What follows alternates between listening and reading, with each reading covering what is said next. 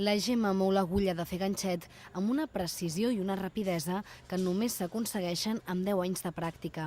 Però l'experiència li diu que no tothom sap valorar la seva feina i ha sentit massa vegades allò de «això també ho sé fer jo». A veure, pot fer la tècnica del ganxet.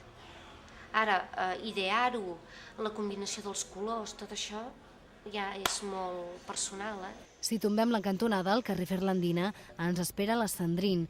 Enquaderna llibres i dissenya cartes de menú per restaurants o portades per tesis d'estudiants. Creu que d'aquí uns anys la gent sabrà valorar l'exclusivitat d'un producte fet a mà. La gente va a empezar a valorar lo que es el producto único y va a ser casi un lujo, ¿no? Una tendencia del lujo de tener un proyecto, un producto personalizado a medida. No hem de caminar gaire per topar-nos amb l'Associació Cultural Siesta, que funciona com a expositor i escola d'art. Aquí hi ha obres de 70 artistes diferents i és la Mercedes qui s'encarrega de seleccionar-les.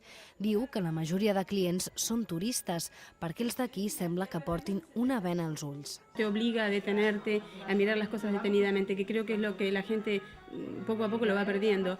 Entra gente de pronto aquí que me impresiona, entra, no ven nada. L'última parada la fem a l'estudi de la Karen i la Sílvia, que avui és la seva artista convidada. Ambdues pinten amb estils molt diferents i estan lligades al barri de Ciutat Vella des de fa molts anys. Entre l'abans i l'ara, diuen, no hi ha res en comú. El barri de l'Àrea, perquè té vidilla, tot, i els bars que s'obren ara estan tots enfocats una miqueta a gent gran, a gent jove, o sigui, el barri està enfocat a tot, tota mena d'art, de tot tipus, i sí, una evolució molt gran.